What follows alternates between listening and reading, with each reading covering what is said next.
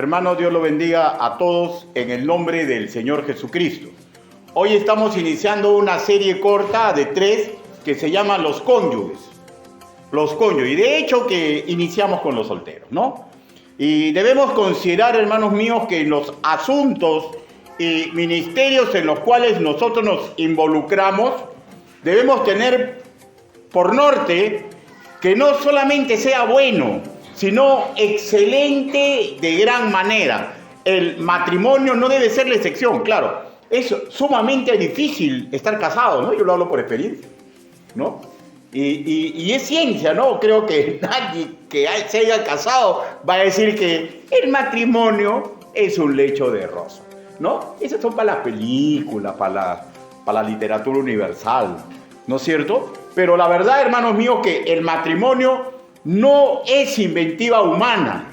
La primera pareja creada por nuestro Creador, ¿ya? Fue, sabemos, Adán y Eva.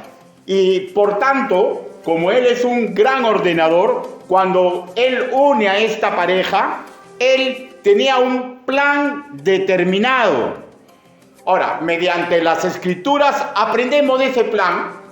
Y mediante ese plan tenemos que comprender que la visión de Dios no ha cambiado. Dios quiere que una mujer sumamente imperfecta, ¿ya?, se una con un varón sumamente imperfecto. ¿Para qué? Para que juntos, a los pies de Cristo, puedan crecer en virtudes y poquito a poquito ir aminorando aquello que le es natural.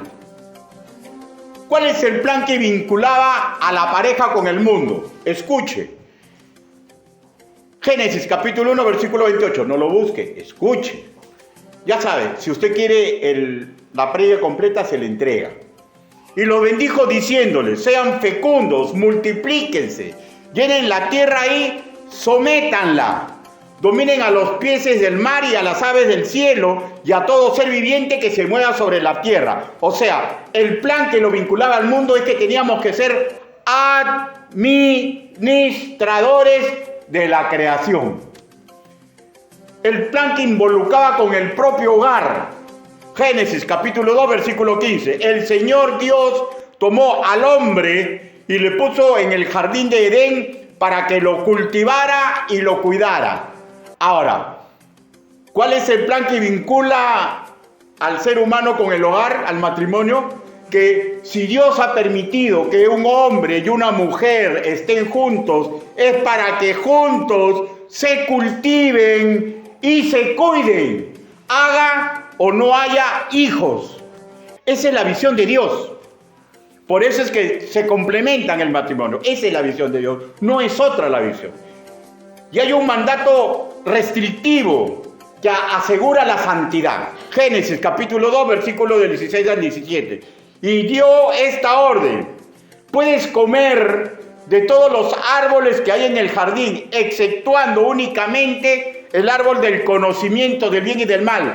De él no debes comer, porque el día que lo hagas quedarás sujeto a muerte. Un solo mandato para el matrimonio más perfecto que existió y existirá sobre la faz de la tierra, y no pudieron cumplirlo. Así que, hermanos míos, si el primer hombre y la primera mujer, superlativos en perfección a cualquier ser humano nacido en cualquier tiempo, no pudieron cumplir un solo mandamiento, hermanos, criollamente hablando, no se chusee cuando usted tenga problemas en su hogar, porque es algo natural. Lo que tenemos que comprender es que cultivándonos en Cristo podemos superar todas esas cosas. Como se puede apreciar desde los inicios para la vida del hombre, un ser humano completo, un hombre y una mujer, lo macro y lo micro ya estaba ordenado por la voluntad divina.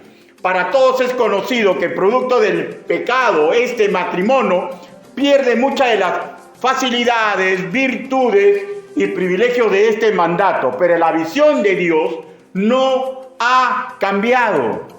Si usted ha nacido de nuevo, Dios está permitiendo que usted inicie un Génesis. Y si su pareja no es creyente, no interesa. Usted es el Génesis. Usted tiene que intentar que esta voluntad de Dios madure en aquella persona que es su pareja matrimonial. Y para llegar a esta visión, hermanos míos, vino el Señor Jesucristo para morir en la cruz. Y esta es la voluntad del que me ha enviado, que todo aquel que ve al Hijo y cree en Él tenga vida eterna, y yo le resucitaré en el día postero. Si usted es creyente, luche por su matrimonio. Si está casado. Si usted es soltero, déjese edificar por Cristo. Porque si usted es creyente, usted tiene la victoria completa ya. Unos cuantos años de sacrificio en este mundo con la persona amada. Unos cuantos años. Ya saben cuál es la broma, ¿no? El contrato se determina cuando la muerte los separa, ¿no? Se terminó el contrato. Pero mientras que dure el contrato, esforcémonos, hermanos, para que la visión de Dios sea palpable en la reunión matrimonial que tenemos o que ansiamos tener. Para llevar a cabo la visión de misericordia, involucra de hecho a los que creen y los que lo han recibido como Señor y Salvador. ¿Quiénes? Nosotros, la iglesia. A nadie le es desconocido que la iglesia es la suma de familias creyentes, funcionales y disfuncionales, ¿no? Sabemos que el matrimonio es una institución que empezó con Adán y Eva, que se les dio una inmensa labor, pero fueron engatusados y fatalmente este mismo dilema lo tenemos a diario. El enemigo intenta engatusarnos para malograr la relación que nosotros en un vínculo conyugal tenemos con el mundo, tenemos con nuestra iglesia local y tenemos al interior de la pareja conyugal. Y es algo que no va a variar. Lo único que tenemos que hacer es protegernos con la doctrina del Señor, aprendiendo a usar las magníficas virtudes que Él nos ha entregado. Y ahí nos vincula con el mundo y nos vincula otra vez con un mandato restrictivo. Por tanto, vayan, hagan discípulos, bauticen en el nombre del Padre, del Hijo y del Espíritu Santo, enseñen a guardar los mandamientos. Y ese mandato continúa para un matrimonio. Si usted es creyente y su esposa es incrédula o al revés, no interesa, usted está involucrado en este mandato. Y también nos revuelve a mandar un mandato restrictivo. No habéis al mundo, ni las cosas que están en el mundo. Si a uno ama al mundo, el amor del Padre no está en él. Pero el amor del Padre sí está en usted, si es creyente. La cuestión está en que debemos aprender a desprendernos de todos aquellos desvaríos del mundo con los cuales Él nos quiere envolver.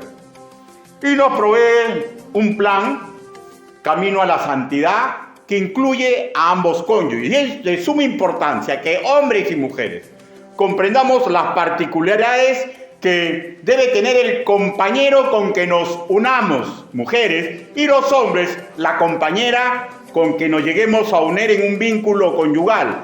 Antes de empezar a ver las indicaciones para la unión de un matrimonio entre creyentes, diré que existen parejas matrimoniales como la mía, ¿no?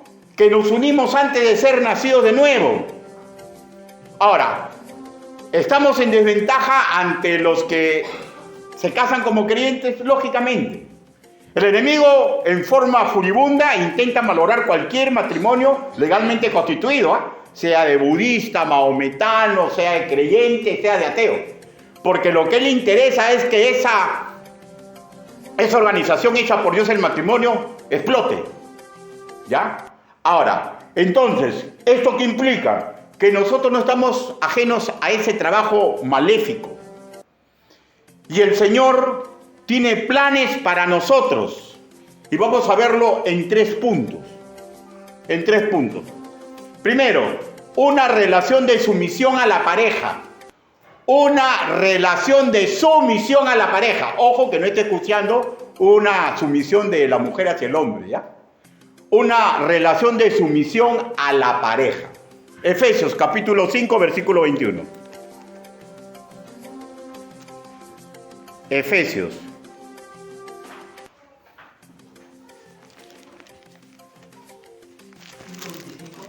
Efesios 5, 21.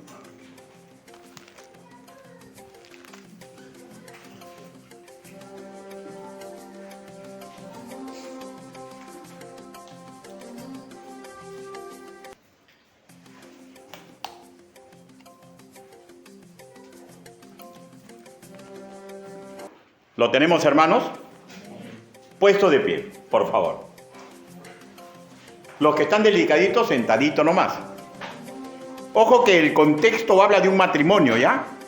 El contexto habla de un matrimonio. Versículo 21. Someteos unos a otros en el temor de Dios. Todos juntos y después permítame que lo guíe en una oración congregacional. 1, 2, 3. Someteos unos a otros en el temor de Dios. Y creen su rostro. Bendito Padre Celestial, ayúdenos, Señor, para poder asimilar, Señor, las enseñanzas que provienen de su palabra. Hable, Señor Yahvé, porque estamos en este auditorio, porque hemos venido a rendirle culto a usted y a escuchar su bendita y perfecta palabra. Ayúdenos, Padre, en el nombre del Señor Jesucristo oramos así. Amén. Por favor, tomen asiento. Ahora, no es fácil, hermanos míos, someterse a la manera de el Señor. ¿Y saben por qué? Porque el mundo interpreta diferente. ¿Ya? La sumisión, como el Señor la pide, solamente es agradable, solamente es conveniente, solamente es sabia cuando un cónyuge aprende a vivir como Cristo con su pareja. ¿Cómo es eso? En humildad y en mansedad. Por eso es que Él nos ha entregado virtudes para que podamos amainar cuando comenzamos a hacer ebullición y comienzan las emociones. En primer lugar, tenemos que entender que no se autoriza a ninguno a someter al otro. No se autoriza. No es prerrogativa del esposo someter a la esposa. O viceversa. Y hermanos míos, la sumisión es voluntaria como al Señor. Como al Señor. Versículo 22. Las casadas estén sujetas a sus propios maridos como al Señor. En segundo lugar, la sumisión no significa la anulación de la personalidad del que se somete. Los asuntos del hogar son responsabilidad compartida. En las decisiones, los dos deben de participar. Si el esposo tiene que tomar la decisión final, debe ser con un sentido de responsabilidad que es el jefe de la familia, pero nunca para probar que manda. ¿Ya? No para probar que yo mando, sino porque es mi responsabilidad. ¿Ya? En tercer lugar, la sumisión debe de contemplarse como un método puesto por el Señor para el bien individual y como pareja. La sumisión es una manera, ¿ya? Es una nueva manera de contemplar la vida para el creyente. ¿Por qué? Porque en el mundo no te ayudan a ser sumiso. En el mundo te ayudan a ser efervescente. Yo soy el que domino, yo soy el que mando. Si no es machismo, es feminismo. La sumisión, tal como lo enseña el Señor, es una nueva manera de contemplar la vida conyugal. Es un acercamiento a la generosidad, a la abnegación. Es dejar de ver todo por el lente de mis intereses personales para buscar, escúchenme, el bienestar de mi pareja. ¿Saben lo que decían los rabís antiguos a las mujeres. Trata a tu marido como tu Señor. Trata a tu marido como tu Señor. Como tu Señor. ¿Y sabes lo que le decía después? Para que después él, en amor, se convierta a tu esclavo. Es interesante, ¿no? ¿Y saben por qué? Porque cuando una esposa usa sus argucias intelectuales o de capricho, el hombre no va a reaccionar bien. Pero cuando el hombre se da cuenta que la mujer lo ama, el hombre es capaz de morir por esa mujer. ¿Ya? El hombre es capaz de morir por esa mujer. De hecho, que estamos hablando de un matrimonio entre creyentes, ¿no? De un matrimonio entre creyentes. Por eso que a los jóvenes se les dice, no se unan en yugo desigual. Porque si tú te comportas así con una mujer que no es creyente, te va a intentar dominar.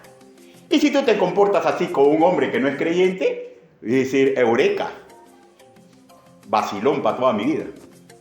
¿Se dan cuenta? Por eso es el mandato, el vínculo conyugal. Pensemos, una de las peores tragedias de nuestro tiempo es la muerte progresiva en muchos del concepto tradicional del hogar. Hay muchas voces profesionales, psicólogos, sociólogos, que proponen, ojo, con sinceridad, que el matrimonio debe de cambiar en forma radical o ser eliminado por completo. ¿Y en qué se basan? Ellos se basan en que esta institución es un vestigio de una comprensión primitiva del ser humano, de sí mismo y de la sociedad. ¿Ya? O sea, el matrimonio no nació por una comprensión del ser humano, el matrimonio nació por la comprensión de Dios, ¿no es cierto? Lo que sí es que es ancestral, eso sí, pero no es que el ser humano lo haya creado. Y ellos dicen, ¿no? Bajo ese patrón diría de someterse, claro, porque ellos se encaran como en muchas iglesias que han sido cautivadas por doctrinas machistas, ¿ya? Que la mujer tiene que someterse al hombre. Pero los hombres se someten a la mujer. ¿Han comprendido exactamente cuál es el vínculo del amor? ¿Han comprendido exactamente el vínculo del amor? ¿Han comprendido que el machismo produce chachas y hace que la mujer no pueda desarrollarse? Hay muchas iglesias, incluso bautistas, que las mujeres no la dejan desarrollarse. ¿Ya? Y hay muchas iglesias, incluso bautistas, donde los hombres son machos men. Y lo manifiestan a veces visiblemente en su hogar o en forma muy soterrada en la eclesiología que manejan en su propia iglesia local. Casi nadie se da cuenta. Pero cuando tú comienzas a revisar las escrituras, comienzas a darte cuenta que hay cosas que no están bien. Dios manda a ambos cónyuges, como a todos creyentes, lo siguiente, escúchenme por favor.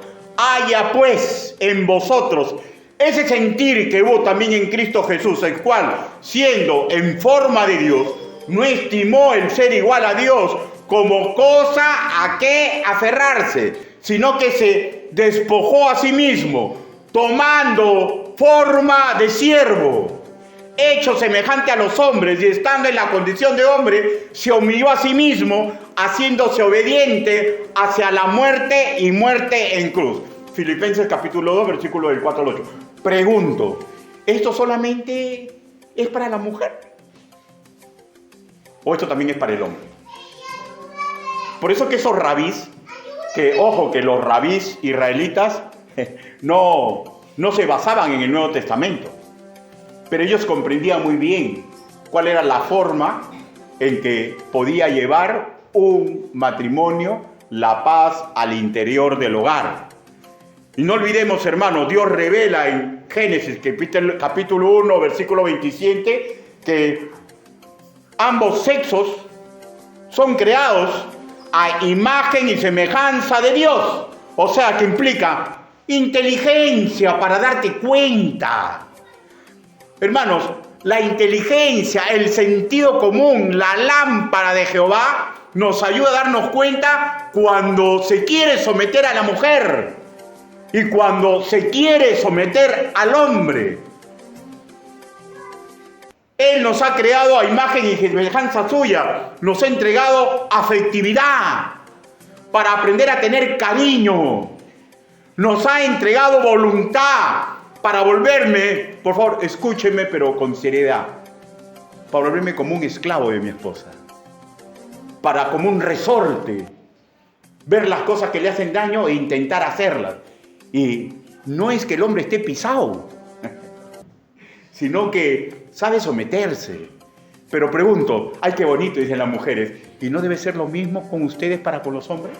Sí, así tiene que ser, porque esa es la forma en que nosotros imitamos el amor de Cristo en nuestro propio hogar. Y tenemos capacidad de organizarnos para gobernar juntos, marido y mujer, todas las situaciones en las cuales Él nos ha metido. Y diré que ante los ojos del Creador tenemos el hombre y la mujer el mismo valor. Y esto le recuerda a la sociedad greco-romana que estaba en vínculo de castas. Ellos no comprendían, los romanos tampoco. Y a todos ellos les recuerda estas cosas. Corintios, capítulo 11. Primera. Y si no está en la primera, buscamos la segunda.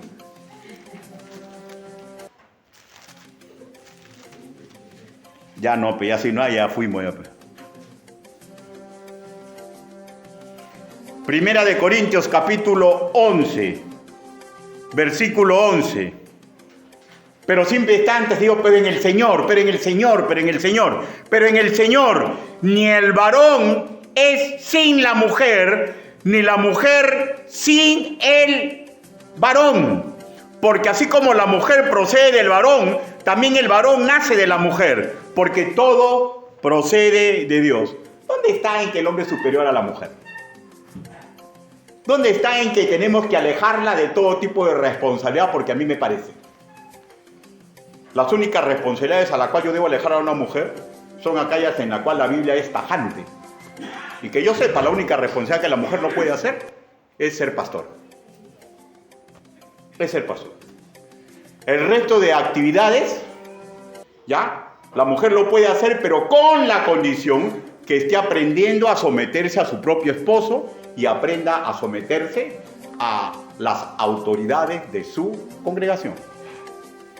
Y lo mismo es en el hogar.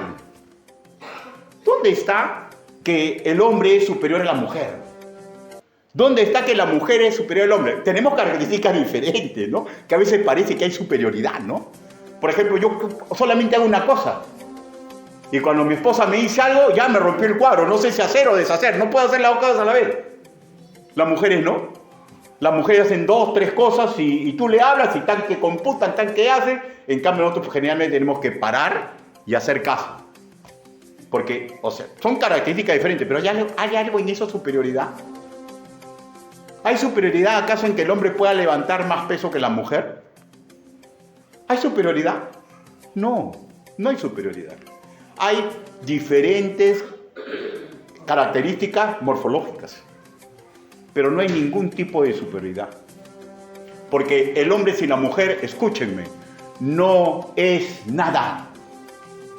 Y la mujer sin el hombre, una vez casada, no vale ni 5 centavos sin él.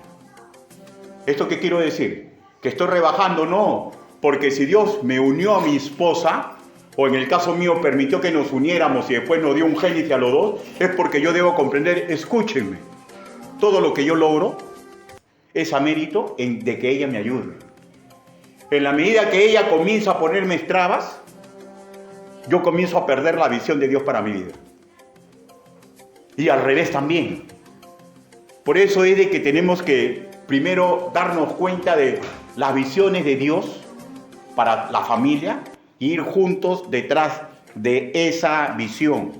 Pero es claro, somos iguales en dignidad y debemos coordinar. La diferencia entre individuos de diferente sexo son circunstanciales, En un matrimonio se obtiene el complemento. Lo que a mí me falta, tú escúcheme, lo que a mí me falta, ténganlo por seguro, a mi esposa le sobra. Y a lo que a ella le falta, a mí me sobra. Y tenemos que aprender a compartir. Y tenemos que aprender a compartir. Esa es la visión de Dios para los cónyuges. La idea resultante de la orden divina de someternos da lo siguiente: ponernos uno debajo del otro. Y al decir unos a otros, establece en un orden para toda la comunidad de aprender a renunciar al derecho individual. A mí me parece y a mí me gusta. Pero, ¿le parece a tu esposa o le gusta a tu esposa? No. Por ejemplo, a mí me gustaba cuando era juvenil y ahora estoy vegetal, ¿ya? ¿No? Cuando era joven, me gustaba a mí, como era policía y toda la vida salí, militar, policía, me gustaba en mis vacaciones dejarme mi barba. Y me gustaba acá mi barbita, mi chivita. Y mi esposa me decía, afeítate. Pero Amalia, afeítate. O si no, me daba muestra de que no le gustaba. Y yo refunfuñaba y me iba, me afeitaba. ¿Por qué? Porque yo ya no vivo para mí. Yo vivo para mi esposa. Del mismo modo, pues, la mujer tiene que comprender lo que le gusta al hombre y vivir para él, ¿no? Porque es recíproco. La idea resultante es ponerse debajo al otro. Por eso que el rabí le dijo eso, ¿no? Trata a tu esposo como señor, o sea, como amo en tu vida, y verás que él se comporta como tu esclavo. ¿Ya? Entonces, ¿por qué? Porque cuando la otra parte se da cuenta que pese a todo lo fallado que es el hombre, hace todo lo posible para servirla, ella se da cuenta que lo ama, que la ama. Y al revés también, ¿no? El hombre cuando se da cuenta que su esposa, por más que es la tapa en la botella, ¡ay, Dios mío, qué hago con esta mujer! Pero se da cuenta que comienza a hacer su esfuerzo, uno se da cuenta, lo está haciendo por mí, ¿no? Pero detrás, ¿por qué lo está haciendo? Lo estamos haciendo porque Dios ha cautivado nuestro corazón. Por eso que sin que Cristo cautive el corazón de un ser humano, es difícil llegar a estos niveles. Por eso que la recomendación y el mandato divino, no te unas con yugo desigual. Segundo, aprender a sujetarse a la guía del varón en un matrimonio. Ahí sí. Aprender a sujetarse a la guía del varón en un matrimonio. Efesios, capítulo 5, versículo 22.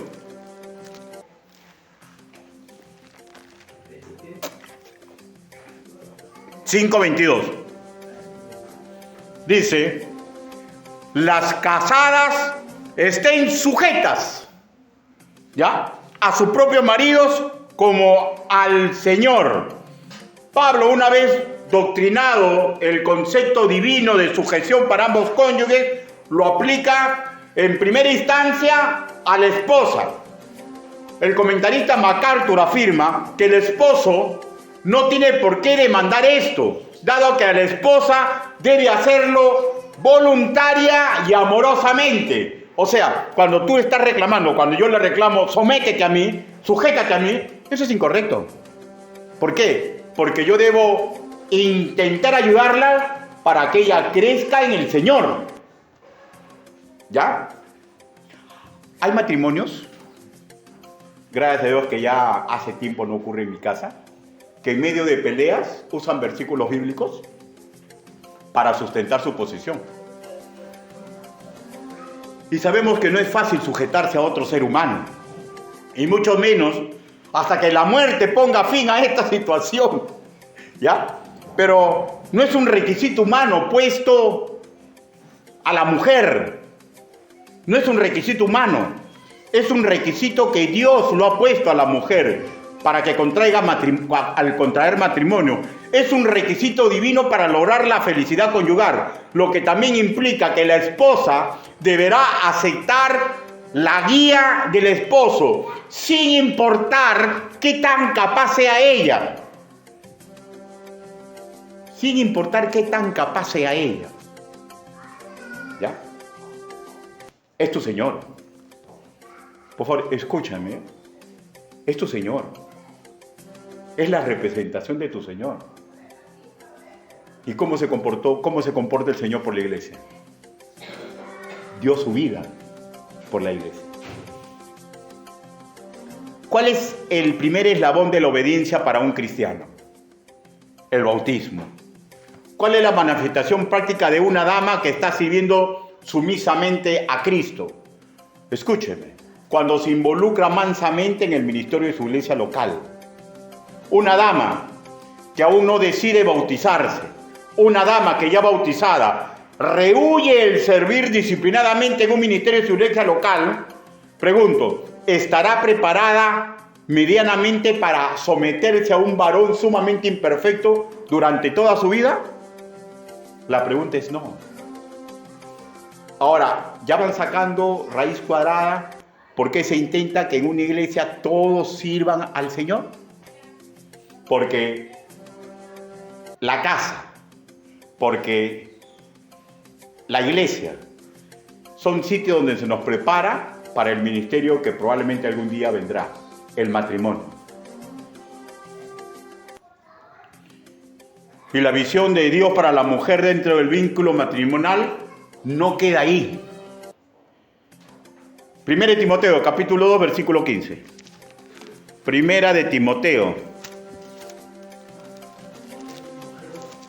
capítulo 2, versículo 15.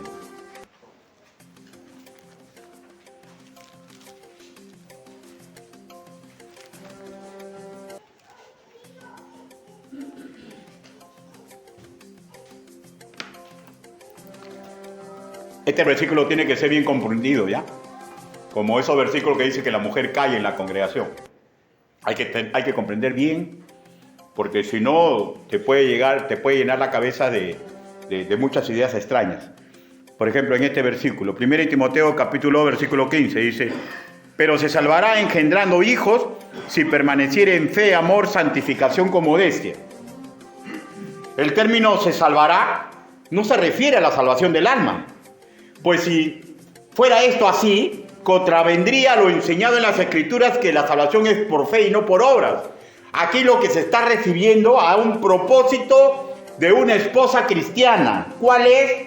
Si Dios permite que tenga hijos en su hogar, de su sangre o adoptados, debe criarlos en forma piadosa, teniendo como herramienta su propio testimonio de fe, de amor, de santificación y modestia. O sea, se está levantando así lo que dicen los teólogos ortodoxos, la mancha que originó la mujer original, Eva.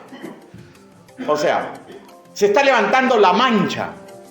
Y esa es la contribución que tiene que tener la mujer. Y usted sabe, hermano mío, usted sabe, la naturaleza de la maternidad hace de que 9 meses un ser humano esté en el vientre de una mujer.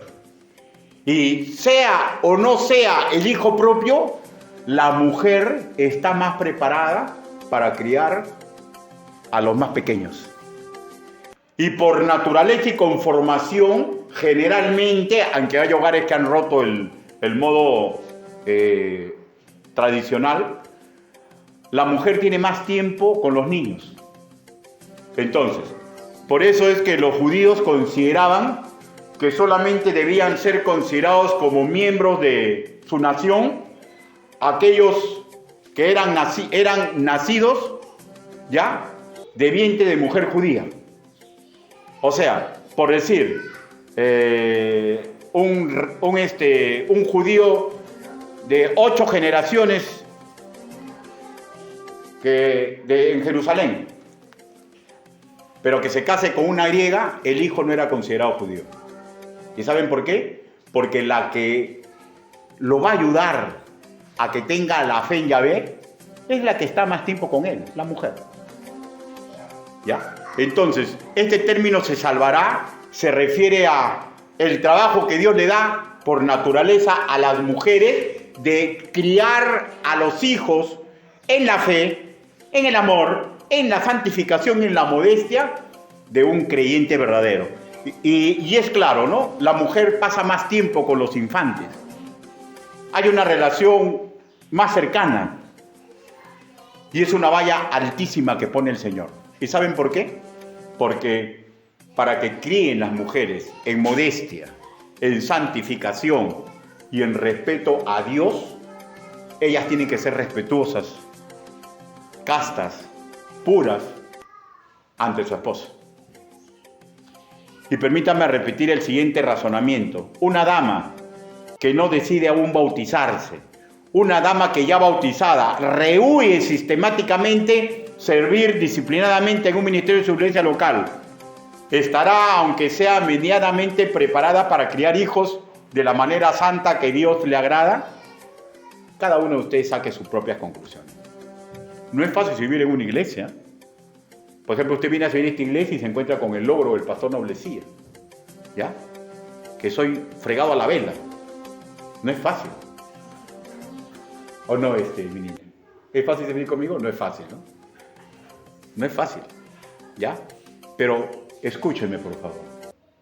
Y a cualquier iglesia que vaya, no es fácil, porque cada ser humano tiene diferentes características de comportamiento y somos difíciles. Pero si usted puede aguantar en una iglesia, usted se está preparando para el día en que Dios le ponga un hombre a su lado y usted tenga que aguantar a ese varón. Y lo mismo con los hombres. Por eso es de que la formación para el matrimonio se da en el hogar, se da en la iglesia y se da en el trabajo secular. Hay jefes que dan ganas de ahorcarlo, ¿no? Pero tienes que someterte. Tienes que someterte. Y el devenir antes del matrimonio nos va preparando para el matrimonio, el vínculo conyugal. Tercer punto, el aprender a amar hasta el sacrificio a la esposa, ¿ya? El aprender a amar hasta el sacrificio a la esposa. Efesios capítulo 5. Efesios capítulo 5.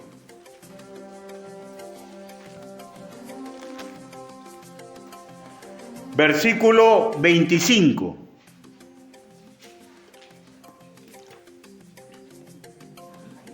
Dense cuenta que Dios no da puntada sin hilo. Lo que le pide a la mujer es lo más difícil para las mujeres, ¿eh? Y lo que le pide al hombre es lo más difícil para el hombre.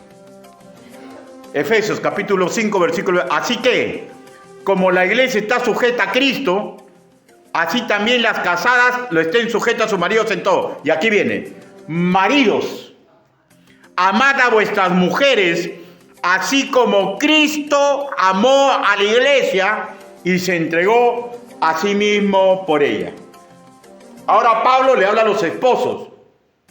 No se habla de su autoridad que ya ha sido establecida, sino de la responsabilidad que conlleva la autoridad que tiene. ¿Y cuál es la responsabilidad? Sacrificarse por el bien de su amada, incluso llegar a la muerte si fuera necesario. Repetiré el concepto que ya expresé. Damitas que están escuchando, mínimo, para fijarse en un hombre, en su posible yo, tiene que estar bautizado y estar ayudando en alguna forma, en forma constante, en su propia iglesia local, ¿ya? Si ayuda en otra iglesia y pese a existir posibilidad de ayudar en su iglesia, razone, ¿un infiel espiritual podrá ser fiel con usted? ¿Ah? En su iglesia hay oportunidad de servir, pero no, él sirve en otros sitios, ¿no? Canta por acá, predica. Hermano, hay para hacer esto. No tengo tiempo. Pregunto, ¿un infiel espiritual de su iglesia local será fiel con usted? No, pues, o sea, por eso que la iglesia te prepara. Hermano, yo conozco hermanos, y he conocido hermanos, que las puertas en su iglesia, no sé por qué, pero se la han cerrado. No los llaman a trabajar. Pero ellos están ahí. Hay que limpiar, hay que limpiar. Hay que hacer esto, hay que hacer esto. Hay que hacer mandados, hacer los mandados. Ese hombre, ¿sabe para qué se está preparando? Para hacer fila hasta la muerte con su esposa.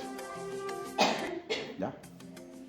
pero si mi iglesia no me hacen trabajar, bueno, que no me gustan los cánticos, eso soltero, no voy a otra iglesia, ese hombre se está preparando para ser un infiel con su esposa. Porque en la iglesia te preparas. La única forma en que yo digo, y siempre les digo, que es correcto que uno se vaya de una iglesia, es cuando hay una distancia y ya te comienza a pesar, o cuando tú te das cuenta que en el culto insulta a tu Dios. Ahí ya. Pero si no, hay que seguir luchando. Hay que seguir luchando, hermanos míos. Una persona que aún no manifiesta en la práctica el mandamiento, ¿cuál es el primer mandamiento? Amarás ¿a quién? A Dios. ¿Con qué? Con todo tu corazón, con todas tus fuerzas, ¿no? Ya. ¿Podrá, pregunto, amar a su prójimo como a sí mismo? No va a poder. Por eso el amor de Dios es un amor suplicante. Es un amor que lo que me permiten hacer para mi Señor lo voy a hacer. O sea, si usted no se está preocupando por trabajar en su Señor, pregunto, ¿usted va a poder amar correctamente al prójimo cuando tenga la edad fisiológica y los deseos carnales de tener una mujer a su lado? Estos 3 detalles, estos 3 puntos, hay que tenerlos en cuenta, porque no son cosas de juego, ¿ya? No es cuestión de apresurarse en el camino del noviazgo, ¿ya? No es cuestión de apresurarse en elegir una pareja, porque la Biblia dice, todo tiene su tiempo y todo lo que se quiere debajo del cielo tiene su hora. No voy a encontrar una mujer perfecta, ni tampoco las mujeres van a encontrar un hombre perfecto. Encontramos un hombre que ha aceptado complementarse conmigo, ¿ya? Y al revés, pero que han aceptado que son sumamente defectuosos, pero que están dispuestos a luchar bajo la sombra de Cristo. Una persona que es soltera, hermanos míos, una persona que es soltera, un hombre que es soltero, ¿ya?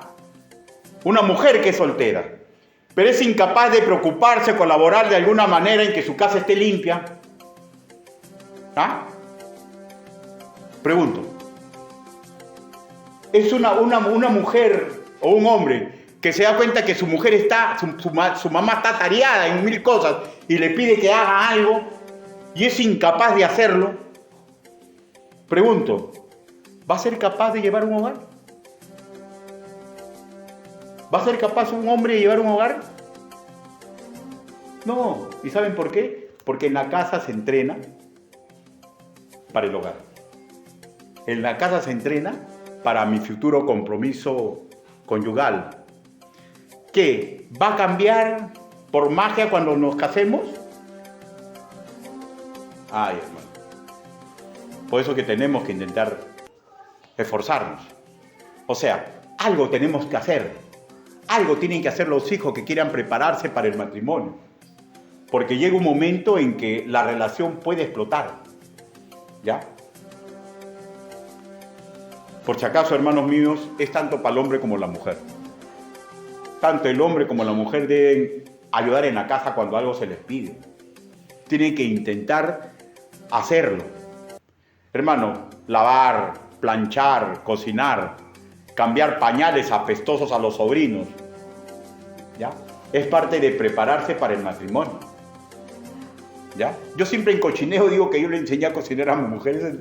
Es una mentira del vacilón de la familia. Pero yo le enseñé a cambiar pañales, ¿ya? ¿Y saben cuándo aprendí? Cuando tenía de 9 años a los 12 años, que en mi casa yo quería, déjame cambiar. Y no me dejaban cambiar. Pero ya más grandecito me dejaron cambiar y aprendí, ¿ya? Ahora, ¿la mujer es necesario que cocine? Hermanos míos. Sí, ¿no? Pero hay mamás que no las dejan, ¿no? ¿Sí o no? Yo conozco mamás que no las dejan cocinar a los hijos. Pero conozco hijas que solamente viendo aprenden a cocinar. ¿Ya? Entonces, ¿eso qué implica? Que aquí no hay Mi papá no me dejó, mi mamá no me dejó. El que quiere aprender, aprende. Ya. Y yo conozco mujeres, y no voy a poner ningún ejemplo, pero que no la dejaban cocinar, pero de viendo aprendieron. Hermanos, hombres y mujeres solteros, el matrimonio no es fácil, ¿eh? Y si usted va a entrar al matrimonio pensando que va a llevar a la mamá o a la papá, hermano, van a tener muchos problemas. El hombre tiene que aprender a cocinar. El hombre tiene que aprender a lavar. El hombre tiene que aprender a coser. Tiene que aprender. Hermanos, no es necesario volver a decir que te vean. A mí nunca, mi mamá decía, Ricardito, fuera, aléjate, porque estaba planchando. Eran las planchas antiguas. ¿Se acuerdan de las planchas antiguas? Te vas a quemar. Y yo, pero mi papá planchaba. Y sabe cómo los hombres son más lerdos para cuidar a los niños, ¿no? La mamá le dijo, no, aléjate. Y el papá, ve. Y yo, papito, ¿cómo es? Y él lo veía como planchaba. Nunca me dejaron planchar, pero yo sé planchar. Porque veía con qué gusto mi papito planchaba. Claro, mi papá era campeón, él planchaba hasta ternos. ¿Ya? Entonces, hermanos míos, tenemos que aprender de solteros. Porque la pregunta es, ¿qué amor vas a demostrarle a tu esposa si, por ejemplo, ¿no? el doctor te dice, tu esposa tiene que descansar, descanso absoluto, tiene que estar en la cama?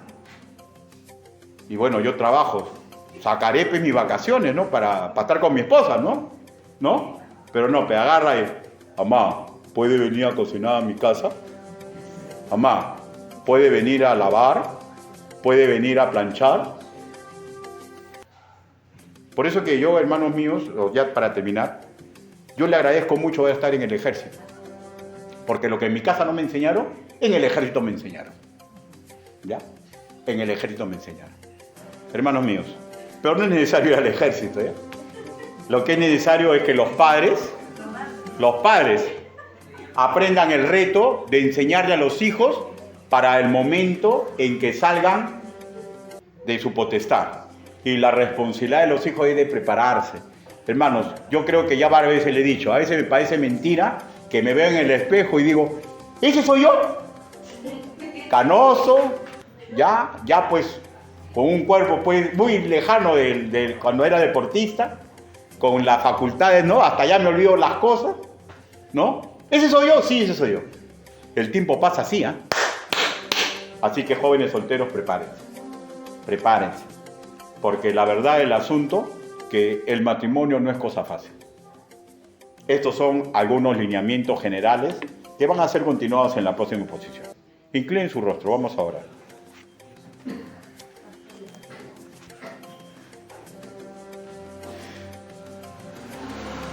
Bendito Padre Celestial, su palabra ha sido predicada y las aplicaciones que corresponden, Señor, han sido puestas a disposición de mis hermanos en Cristo. Señor, ayúdelos a ellos, Señor. Ayúdeme a mí, mi Dios Santo, para que podamos juntos, Señor, alejarnos de situaciones de machismo, de feminismo, para que aprendamos a colaborar, Señor. El hombre que aprenda a amar hasta el sacrificio. Y la mujer, Señor, que aprenda a aceptar la guía del esposo, Señor. Ayúdenos, papito lindo, porque la verdad, el enemigo furiosamente quiere destruir nuestros matrimonios, Señor. Señor, y si nosotros podemos resistir hasta la fecha, bendito Padre Celestial, es porque usted, Señor, nos ayude y nos bendice. Ayude, Señor, para que tengamos una relación de sumisión mutua, Señor. Ayúdenos, Señor. Y ayude, Señor, a todos los que son solteros, mi Dios Santo, que no están unidos en un vínculo conyugal, que se preparen, Señor. Porque puede llegar el momento en que ese ministerio venga a su vida, Señor. Y todo ministerio debe merecer una preparación anticipada. Así le pedimos, así le suplicamos, en el nombre bendito, precioso y poderoso del Señor Jesucristo. Amén.